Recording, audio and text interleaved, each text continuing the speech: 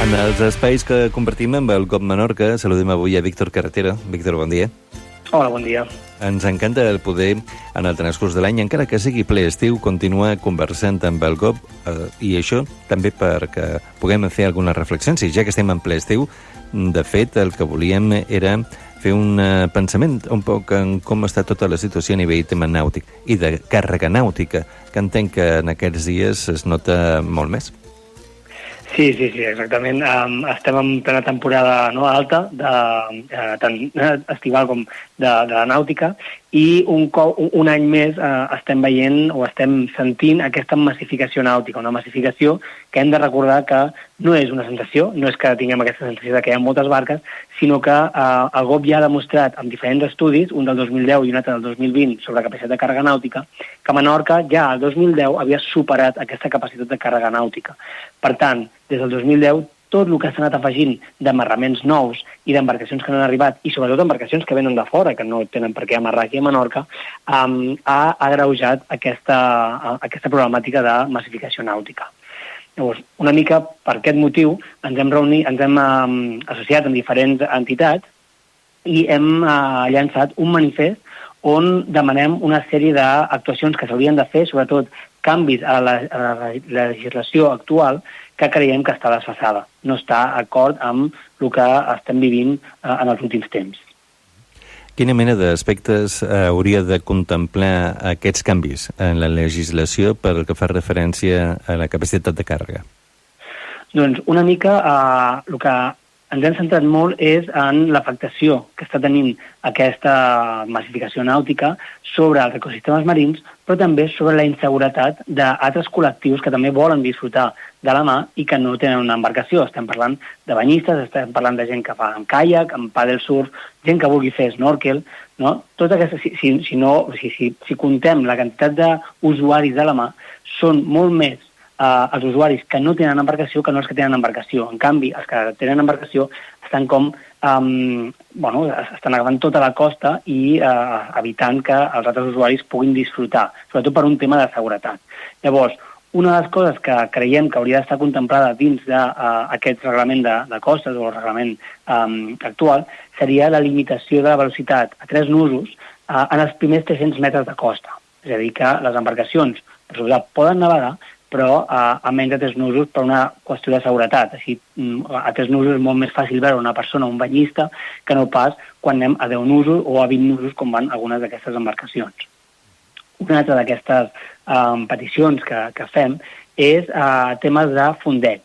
És cert que la legislació que existeix avui en dia de costes és molt laxa o és poc precisa i hi ha algunes comunitats que l'han entès d'una manera i altres d'una altra. És a dir, anem a explicar.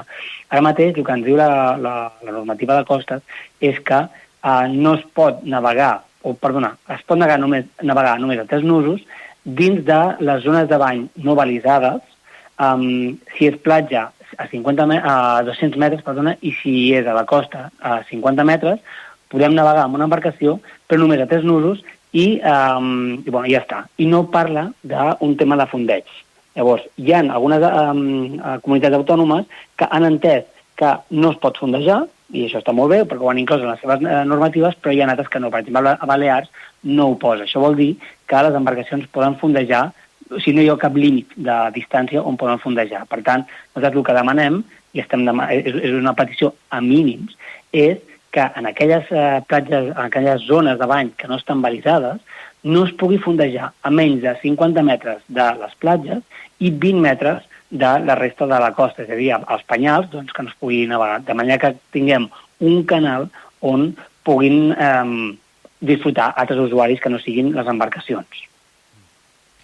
Tot plegat, és important que hi hagi una bona ordenació marítima perquè tot rutlli bé. Qüestions de seguretat, qüestions de caràcter mediambiental, però comentaves que, a més, venim d'estudis ja fets amb anterioritat. Aquest manifest l'heu dirigit concretament a les institucions? Heu tingut ja almenys una primera trobada per saber com el valoren i si creuen possible o factible canviar la legislació en aquest sentit. No sé si ho heu també ratllat amb els representants de les empreses nàutiques i què vos diuen.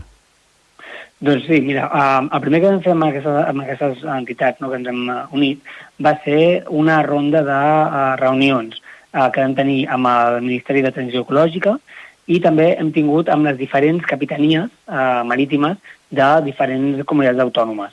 I en totes vam trobar una mica el mateix, no? Que ens comentaven això, la llei no està feta, no està actualitzada, i a part és una llei que té lloc a interpretacions, no? Per exemple, amb el capità marítim que ens reuníem aquí a Mo, ens comentava que ell sí que entenia que no s'hauria de poder fondejar, però clar, com que no ho especifica la llei, doncs per això no està. Per tant, vam trobar que sí que hi havia certa afinitat i que segurament algunes d'aquestes peticions serien acceptades, però hi havia altres que, bueno, ells una mica depenien de què es decidís per part del Ministeri. Això sabem que normalment s'aprèn en el seu temps. M'imagino que lluny queda la idea que sigui aplicable per aquest estiu. En aquest estiu també esteu denotant que ja doncs, es torna a produir un poc aquesta límit en la càrrega que sobrepassa un poc el que pot assumir Menorca? Sí, és molt, molt difícil que hi hagi un canvi en les lleis durant els propers mesos o el proper mes, no? Perquè ja si estem a mitjans d'estiu. Esperem que sí que hi hagi un canvi, si aconseguim moltes adhesions al manifest, esperem poder fer pressió perquè l'any que ve, com a mínim, sí que tinguem aquesta llei una miqueta més actualitzada. En quant a la sensació, bueno, tenim la mateixa sensació que sempre, és el que parlàvem, no? El 2010 ja s'havia sobrepassat aquesta capacitat de càrrega nàutica a Menorca en un 11%, i, de fet, el GOB va fer una mica un estudi sabem, per als estudis que es van fer, que el 2010 hi havia 4.000 amarraments i camps de boia per fondejar embarcacions.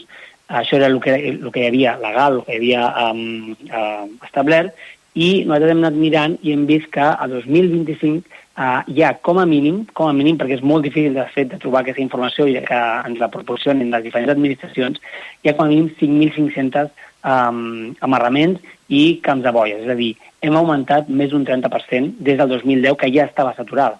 Això no hem d'oblidar que significa més embarcacions que poden anar al litoral i, a part, aquí no està contemplada les embarcacions que estan a marines seques o que la gent té a la seva cotxeria, que també és un extra, no, de pressió. A part, el 2010 ja vèiem que hi havia com a mínim 1.000 embarcacions que venien de fora de l'illa. I des del 2010, diguem que les Balears s'han anat fent cada vegada més un destí més comú per gent que ve amb la seva pròpia embarcació des de fora de Balears. Per tant, està clar que seria molt útil poder fer un estudi ara mateix de com està la situació, com es va fer el 2010, amb unes fotografies aèries i fer un recompte de quantes embarcacions hi ha, però estem bastant segurs de que sortiria molt més d'aquest 11% que sobrepassàvem el 2010. Doncs avui hem ratllat del que és aquesta situació, la de com es gestiona els espais i els procediments, la forma de fer, en definitiva, del que és la nàutica recreativa, que s'augmenta molt al llarg de l'estiu. És normal que s'hi faci, però fins a quin punt? Per damunt de les possibilitats que en un moment determinat pugui tenir el territori, com és el cas de Menorca i com diuen les dades, i a partir d'aquí què fem? Hi ha aquest manifest, com dèiem, del GOB, cercant que se puguin adherir moltes persones, entitats, col·lectius per fer pressió i de cara a poder canviar la llei i que les coses siguin diferents en el futur. Ho hem comentat avui amb en Víctor Carretero. Víctor, gràcies per haver-nos acompanyat i molt bon dia. Moltes gràcies a vosaltres per haver-nos escoltat. Bon dia.